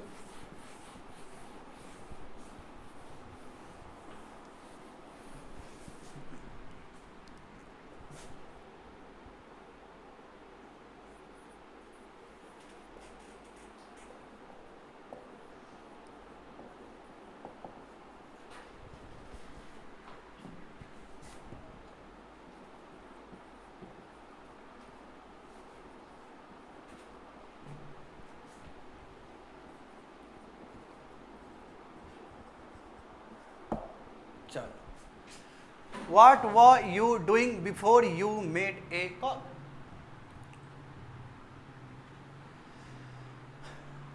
लग गया भोकाल, बढ़ा दो इसका। हाँ, ये भी क्या है, कॉम्प्लेक्स है ना, बिल्कुल, इसके साथ ये अटैच है, ये एक है और क्वेश्चन में। तो क्या लिखोगे विद्यार्थी लोग, वाट को वाट ही रखना है,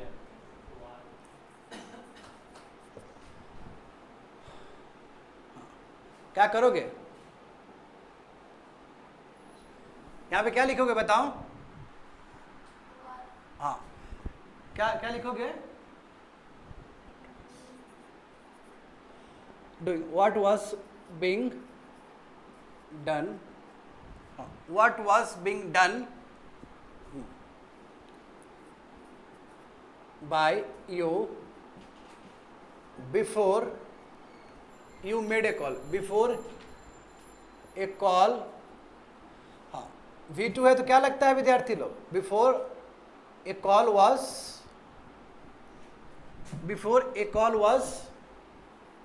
made by you। बना,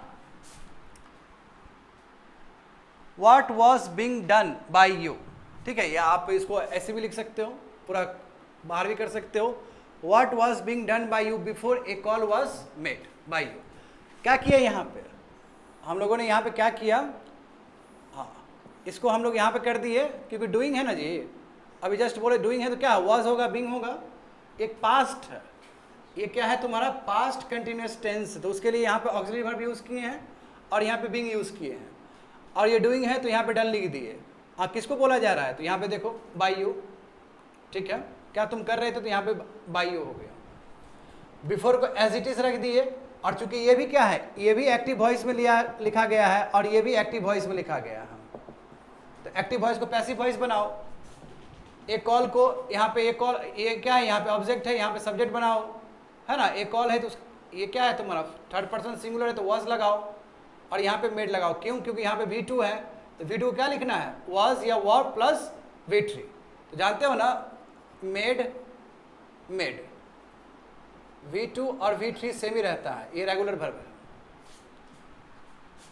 शायद उतना समझ में नहीं आया होगा, आया ही समझ में, हाँ, ब्रैकेट इसलिए दे रहे हैं क्योंकि वो तुम्हारा जो एजेंट है वो उतना इंपॉर्टेंट नहीं है। देखो ना, बार बार मैं बाई यू क्यों लिखूं, यहाँ पे बाई यू लिख दिए, यहाँ पे ब्रैकेट में डाल दिए, ब्रैकेट में डालने का मतलब है कि लेस इंपॉर्टेंट है। क्लास नंबर 3 में हम बताए हैं स्टूडेंट तुम लोग को कि किस टाइम हमें क्या करना चाहिए, बाई फ्रेज को रिमूव करना चाहिए। बाई फ्रेज तब रिमूव करना चाहिए जब एजेंट का उतना जरूरत ना हो। एजेंट मतलब जो काम कर रहा है, और जो कभी सब्जेक्ट हुआ करता था एक्टिव वॉइस में, यदि वो इरेलेवेंट हो गया, यदि वो ऑब्वियस है, देखो ना बाय यू बार बार क्यों लिखे हम, ऑब्वियस बात है कि हम तुमको ही बोल रहे हैं, तुम ही कर रहे हो, तो बार बार बाय यू लिखने की जरूरत नहीं है। चलो अभी लिख लो इसको।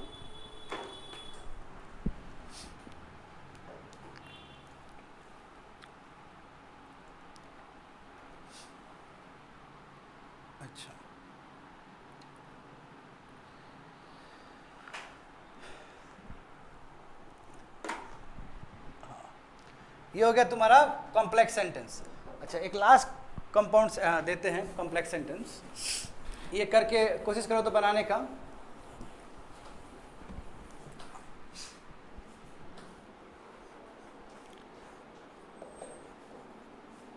The children were singing national anthem.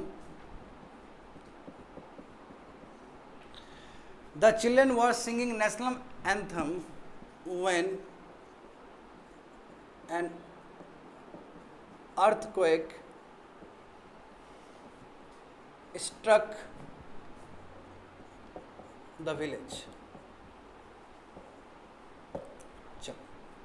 The children was singing national anthem when an earthquake struck क्या होगा ये, struck the village। पहचानो कौन सा इंडिपेंडेंट क्लॉज है, कौन सा डिपेंडेंट क्लॉज है। देखो यहाँ से लेके यहाँ तक क्या हो जाएगा, ये इंडिपेंडेंट क्लॉज हो जाएगा। क्यों? क्योंकि यहाँ पे सब्जेक्ट है और यहाँ पे वर्ब है, और नेशनल एंथम क्या है, ऑब्जेक्ट। ठीक है, क्योंकि सब्जेक्ट कोई कार्य कर रहा है, उसका असर कहाँ पड़ रहा है, यहाँ पे, तो ये क्या हो गया, ऑब्जेक्ट हो गया। दूसरा पहचानो स्टूडेंट, यहाँ पे देखो ये क्या है, क्योंकि ये ओएन से अटैच है ना, तो ये क्या हो जाएगा, डिपेंडेंट क्लॉज। अच्छा बच्चे लोग थोड़ा ध्यान से देखो, तो इंडिपेंडेंट क्लॉज और डिपेंडेंट क्लॉज दोनों ही क्या है, एक्टिव वॉइस में। देखो जरा, दोनों ही क्या है, एक्टिव वॉइस में है। तो क्या करना चाहिए हमें, पैसिव वॉइस, हाँ समूचा पैसिव वॉइस बनाना है। तो पहले कैसे पैसिव वॉइस बनाओगे, बोलो। National anthem was being sung, है ना, sung हो जाएगा ना विट्री, हाँ, sung by the children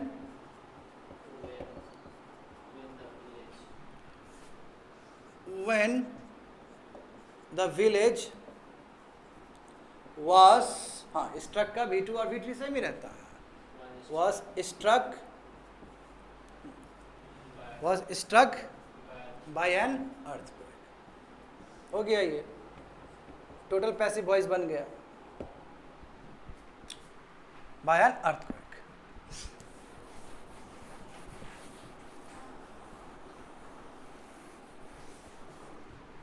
हाँ चलो इसको बनाओ जरा। Sita was reading a newspaper। Sita was reading a newspaper। Sita was reading a newspaper while everyone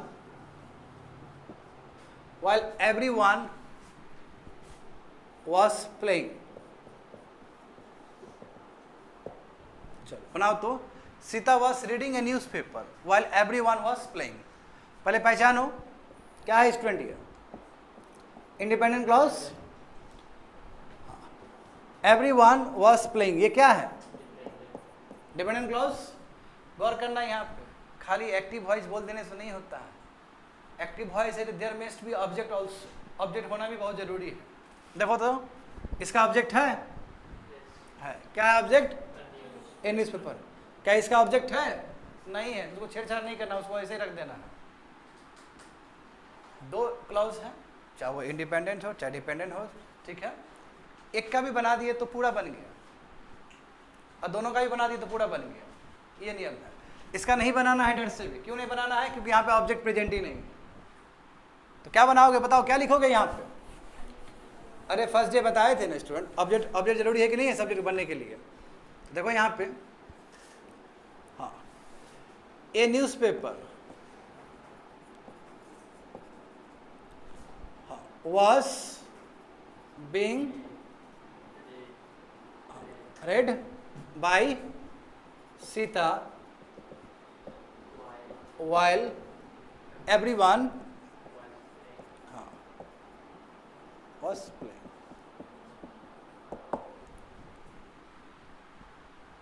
ये क्यों नहीं बनाए, क्योंकि यहाँ पे ऑब्जेक्ट मिसिंग था। अरे यहाँ ऑब्जेक्ट होता तब ना वो फिर सब्जेक्ट बनता। देखो यहाँ पे ऑब्जेक्ट था ना, इसलिए तो सब्जेक्ट बन पाया। मैं चूंकि यहाँ पे ऑब्जेक्ट ही नहीं है तो कहाँ बनेगा सब्जेक्ट, तो उसको एज इट इज रख दिए। मैं सेंटेंस एज अ होल कहोगे तो पैसिव वॉइस बन चुका है, समझे, क्योंकि एक बार भी आ गया पैसिव वॉइस का गुण। जैसे shut the door, you are ordered to shut the door, हो गया पैसिव वॉइस। जैसे ही V3 का मात्रा उसमें आ गया सेंटेंस में, वो पैसिव वॉइस बन गया। समझ गए? तो थोड़ा सा बचा हुआ है, जान रहे हो तुम लोग। ये सब जितना भी टेक्निकल जो भी चीज़ था वो ख़त्म हो गया। अच्छा, जब हम लोग टेंस का चर्चा कर रहे थे तो हम लोग चर्चा कर रहे थे ना हर एक टेंस का कहाँ कहाँ यूज़ होता है। तो कायदे से हमें ये भी पता होना चाहिए ना कि पैसिव वॉइस का यूज़ कहाँ पे होता है। इतना कुछ तो कर लिए, मगर पैसिव वॉइस का कहाँ पे यूज़ होता है। जैसे याद करो तुम लोग, सिंपल प्रेजेंट टेंस का यूज़ कितना है, यूनिवर्सल फैक्ट, शेड्यूल इवेंट, है ना, हेडलाइंस ऑफ द न्यूज़पेपर, बहुत सारा चीज़ सब ना, मेंटल एक्शन। उसी तरह याद करो प्रेजेंट परफेक्ट टेंस का experience, first time, second time, सबका अलग अलग एप्लीकेशन है। तो उसी तरह एज अ ओवरऑल देखोगे तो पैसिव वॉइस का भी एप्लीकेशन होगा। तो लिखोगे बा headlines applications of passive voice, लिख लोगे एप्लीकेशंस ऑफ पैसिव वॉइस, और एप्लीकेशन बता के खत्म हो जाएगा क्लास। मेन चीज़ तो कर ली, अब छोटा छोटा चीज़ बताना है।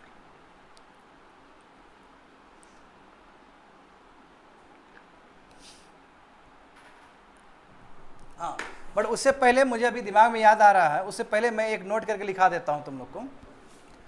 जैसे कई स्टूडेंट का ना एक डाउट रहता है, क्या वर्ब के साथ एडजेक्टिव आए तो क्या पैसिव वॉइस बन सकता है, क्या वर्ब के साथ ऑब्जेक्ट नहीं आए तो क्या पैसिव वॉइस बन सकता है। तो बन सकता है। देखो कैसे, जैसे एग्जांपल देखो यहाँ पे गो अवे, बच्चे लोग गो अवे क्या है, इंपेरेटिव सेंटेंस है ना, ये इंपेरेटिव सेंटेंस।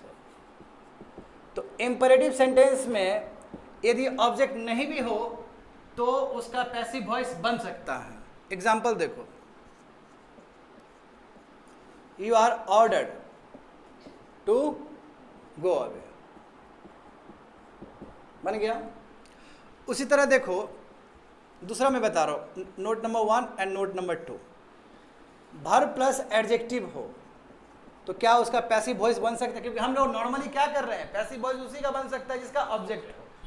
बट बहुत सारे केस में क्या है कि जिसका ऑब्जेक्ट नहीं भी है वो भी बन सकता है, specially in the case of imperative sentence. अब देखना है कि वर्ब के साथ यदि एडजेक्टिव अटैच हो तो क्या उसमें पैसिव वॉइस बन सकता है। तो एग्जांपल समझो, रोज स्मेल्स, हाँ ये पूछा गया है कुछ कुछ एग्जाम में, ये वाला सेंटेंस जो लिखा रहा हूं मैं, रोज स्मेल्स स्वीट।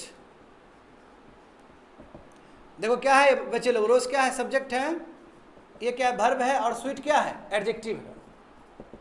तो कैसे बनाओगे passive voice, rose is sweet, rose is sweet when it is smelled. Smelled क्यों लिखे हैं स्टूडेंट, क्योंकि V3 है। अच्छा उसी तरह बना लोगे तुम लोग यहाँ पे,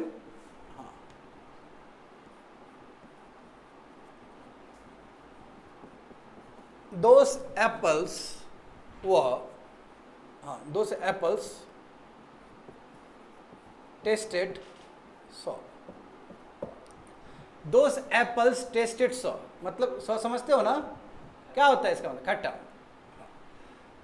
तो देखो यहाँ पे क्या है, ये क्या है, सब्जेक्ट है, ये क्या है, वर्ब है, V2 है, और ये क्या है, एडजेक्टिव है। तो कैसे बनाओगे,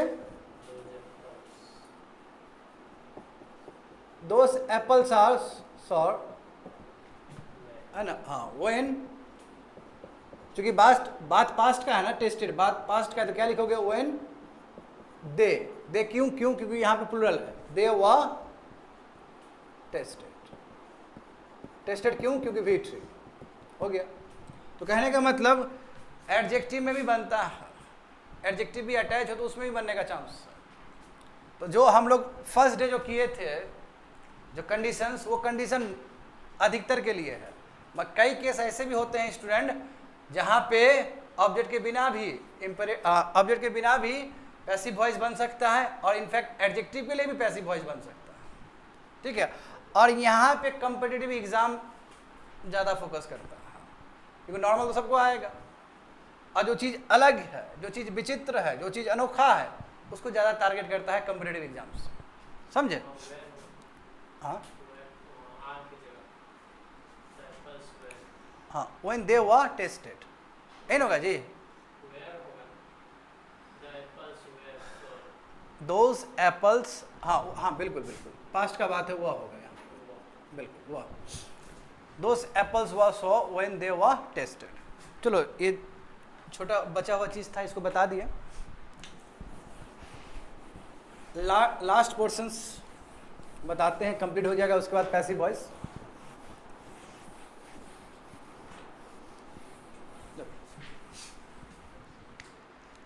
यहां पे लिखोगे स्टूडेंट, एप्लीकेशंस ऑफ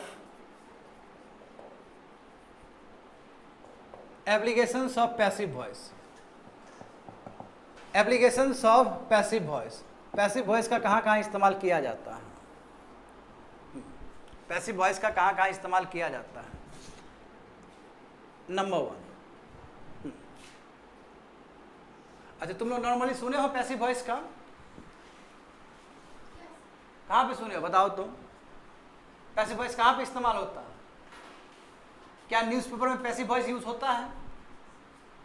होता है, समझे ना। फॉर्मल के लिए भी देखो, फॉर्मल राइटिंग और अनाउंसमेंट के लिए always try to use passive voice. जैसे एग्जांपल देखो, the students are requested to report the class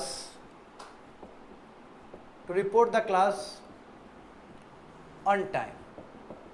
देखो इसमें जो ही नहीं कि किसने किया है, एजेंट लगाने की कोई जरूरत नहीं है, बाय टीचर बाय अथॉरिटी लिखने की कोई जरूरत नहीं है। तो फॉर्मल राइटिंग में हम लोग पैसिव वॉइस का बहुत इस्तेमाल करते हैं, समझ गया ना। नंबर 2 देखोगे, नंबर 2 तुम्हारा क्या हो जाएगा, रिपोर्ट्स ऑफ न्यूज़पेपर। न्यूज़पेपर का जो रिपोर्ट है, जो अंदर का पढ़ोगे ना, जब न्यूज़पेपर पढ़ोगे, सबसे पहले न्यूज़पेपर पढ़ोगे तो हेडलाइंस दिखेगा तुम लोग को, उसके नीचे बहुत सारा कंटेंट्स होगा ना, तो कंटेंट्स में बहुत ज़्यादा यूज़ होता है। यदि मान लो कि कहीं पे भी रिपोर्ट दिया जा रहा है कि इतना इतना आदमी मरा था, ऐसा कुछ हुआ था, तो उसको ज़्यादातर पैसिव वॉइस में ही लिखा जाता है। तो रिपोर्ट्स ऑफ न्यूज़पेपर या फिर एडवर्टीजमेंट, विज्ञापन के लिए भी इस्तेमाल हो सकता है। जैसे एग्जाम्पल समझो, एन इंक्वायरी कमिटी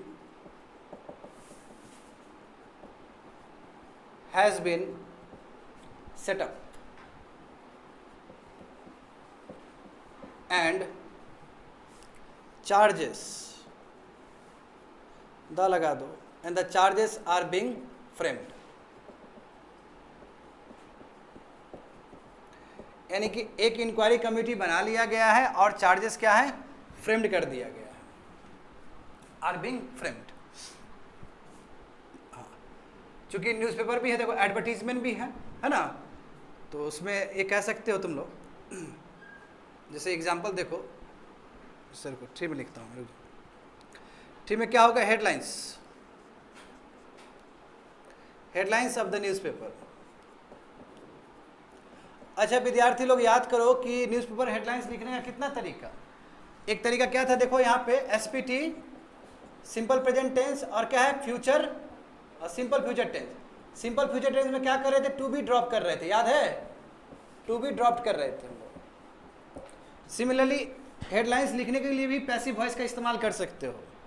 हाँ जैसे देखो यहाँ पे लैपटॉप कॉस्ट्स डिक्लाइंड,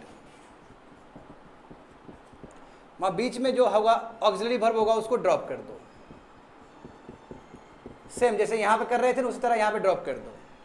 जैसे 100 डेथ इन कार एक्सीडेंट, क्या किया, यहाँ पे जो भी था उसको ड्रॉप कर दिया, हो गया, हेडलाइंस बन गया। तो हेडलाइंस बनाने के लिए भी पैसिव वॉइस का इस्तेमाल किया जाता है।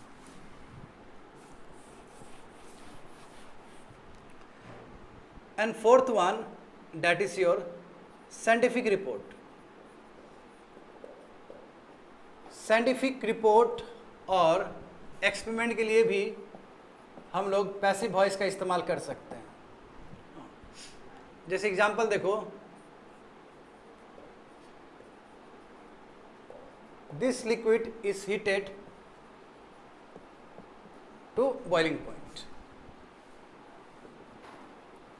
यानी कि इस लिक्विड को कहां तक हीट किया जाएगा, उसके बॉइलिंग पॉइंट तक। This liquid is heated to boiling point. इस क्या है, ऑक्सीजन वर्ब, हीटेड क्या है तुम्हारा V3 फॉर्म है ना। एक्सपेरिमेंट करना हो तो ये भी बोल सकते हो ना, oxygen and water, oxygen and hydrogen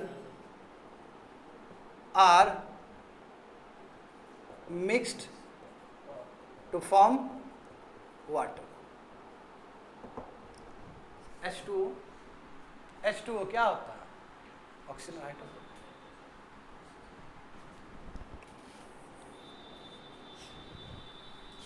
समझ गए? आया कुछ समझ में कि बहुत जल्दी बता दिए? कोई बात नहीं है, डाउट होगा लेके आओगे, कोई भी डाउट होगा लेके आओगे, एग्जाम तो लेंगे ही हम, है ना। जब एग्जाम लेंगे तो डाउट तो होगा ही होगा।